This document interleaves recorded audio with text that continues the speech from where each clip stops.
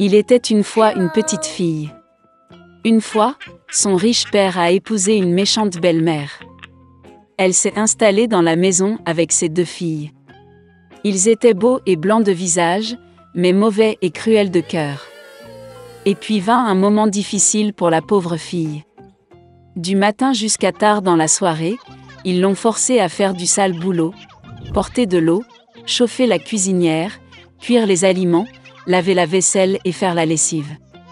Et en plus, les demi-sœurs ont fait de leur mieux pour la contrarier autant que possible. Elles se sont moquées d'elle, ont versé des pois et du blé dans les cendres, et elle a dû s'asseoir et les cueillir. Le soir, quand elle était fatiguée du travail, elle devait se coucher non pas dans son lit, mais par terre, à côté du poêle. Et parce qu'elle était toujours dans la cendre, la poussière et la saleté, ses sœurs l'appelaient Cendrillon. Mais il arriva un jour que le roi commença une fête, qui devait durer 3 jours entiers, et convoqua toutes les belles filles du pays à la fête pour que son fils puisse choisir une épouse pour lui-même. Quand les 2 sœurs nommées ont appris qu'elles aussi pouvaient venir à la fête, elles ont immédiatement commencé à s'habiller et à se lisser. Cendrillon voulait aussi aller danser, mais sa belle-mère ne l'a pas lâchée, car elle n'avait ni robe ni chaussures et elle était sale. Et puis la méchante belle-mère a versé un bol de blé dans les cendres, et a dit que si Cendrillon le ramassait en 2 heures, alors elle pourrait aller avec ses sœurs. Cendrillon est sorti dans le jardin, et a pleuré. Et puis 2 colombes blanches ont volé, suivies par tout un troupeau d'oiseaux différents. Ils se sont jetés sur les cendres et ont commencé à picorer, ils ont donc choisi tous les grains dans un bol. En moins d'1 heure, ils ont terminé leur travail et tout le monde est rentré. Cendrillon a apporté un bol à sa belle-mère, a commencé à se réjouir, pensant qu'elle pourrait aller à la fête. Mais sa belle-mère ne voulait pas la laisser entrer de toute façon. Elle tourna le dos à Cendrillon et se précipita avec ses 2 filles au bal. Quand il ne restait plus personne à la maison, Cendrillon s'assit par terre et pleura de chagrin. Et puis 2 colombes blanches ont volé, suivies par tout un troupeau d'oiseaux différents, et ils ont jeté leurs robes et leurs chaussures, brillantes et tout en or. Elle a rapidement mis cette robe et est venue vers la mariée. Ils ont vu ses demi-sœurs et sa belle-mère et ont pensé que ce devait être une étrange princesse, elle était si belle dans sa robe dorée. Il ne leur est jamais venu à l'esprit que c'était Cendrillon. Le prince est venu à sa rencontre, lui a pris la main, et ils ont commencé à danser. Et il aimait tellement Cendrillon qu'il ne voulait danser avec aucune autre fille. Elle a dansé jusqu'au soir et a voulu rentrer chez elle, mais le prince lui a demandé de la voir partir. Il voulait savoir de qui il s'agissait et où elle vit. Mais Cendrillon s'est enfui de lui et est monté sur le pigeonnier. Le prince a ordonné de détruire le pigeonnier, mais il n'y avait personne dedans. Et nulle part près il ne pouvait trouver son bel inconnu. Personne n'aurait pu deviner que Cendrillon a été sauvé par des pigeons qui l'ont ramené chez elle. Le prince était bouleversé et alla au palais la tête baissée. Et soudain, il a vu une chaussure, l'a soulevée, elle était si petite et élégante et tout d'or pur. Le prince a deviné que lorsque Cendrillon s'est enfui de lui, la chaussure de son pied gauche est restée sur l'une des marches. Le prince était ravi et a ordonné de trouver la maîtresse de cette chaussure, et à qui elle convient, il épousera celle-là. Les parents sont revenus du bal, ils ont vu que Cendrillon dormait dans sa chemise sur la cendre, et une faible lumière était allumée près du poêle. Les 2 sœurs sont allées dans leur chambre, espérant que demain, elles seraient les plus chanceuses à enfiler la pantoufle d'or. Le lendemain, le prince est venu chez eux et a dit que tous ceux qui voulaient essayer la chaussure de sa future épouse devraient sortir. 2 sœurs sont sorties et la belle-mère a enfermé Cendrillon dans la maison et ne l'a pas laissé sortir. La sœur aînée l'a essayé, une petite chaussure. La petite sœur l'a essayé, la chaussure est géniale. Le prince était sur le point de partir, mais Cendrillon sortit par la fenêtre et courut vers lui. Et elle a mis une chaussure, et ça lui allait. Le prince la regarda dans les yeux et reconnut en elle la très belle fille avec qui il dansait. Il a pris Cendrillon, l'a mise sur un cheval, et est parti jouer un mariage avec elle. Et il a ordonné aux sœurs et à la belle-mère d'être enfermées dans leur maison, et de ne jamais les laisser sortir de là. C'est ainsi qu'ils ont été punis pour leur malice et leur tromperie.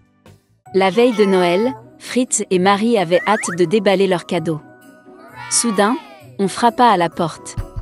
C'était leur oncle avec un tasse de cadeaux dans ses mains. Les enfants étaient très heureux de le voir.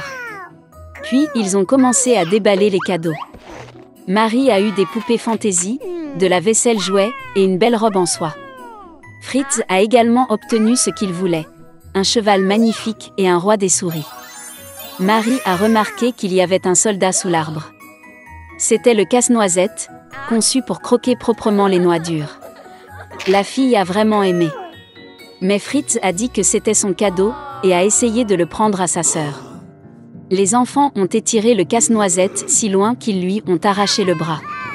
Le jouet cassé est devenu inutile pour le garçon. Marie était très bouleversée et fondit en larmes. Mais mon oncle a pu réparer le soldat. La fille était heureuse et le serra doucement dans ses bras.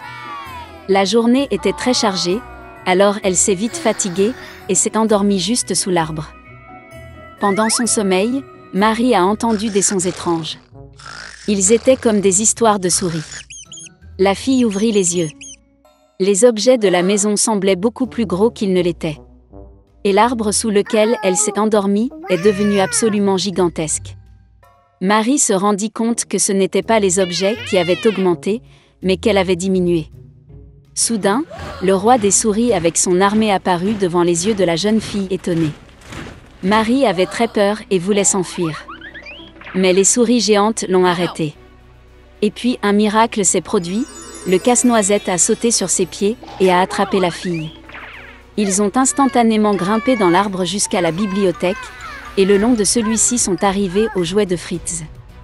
Il y avait toute une collection de soldats de plomb. Casse-noisette a appelé à l'aide. Les soldats ont immédiatement sauté sur leurs pieds et ont couru après lui. Casse-noisette a pris le commandement de l'armée, et les soldats ont commencé à combattre l'armée du roi des souris. La bataille entre jouets et souris était féroce. Mais, malheureusement, il y avait trop de souris, et l'armée de Casse-Noisette a commencé à subir la défaite. Marie a vu cela et a couru hors de sa cachette. Elle a jeté sa chaussure sur le roi des souris et l'a frappé à la tête, et il est tombé au sol inconscient.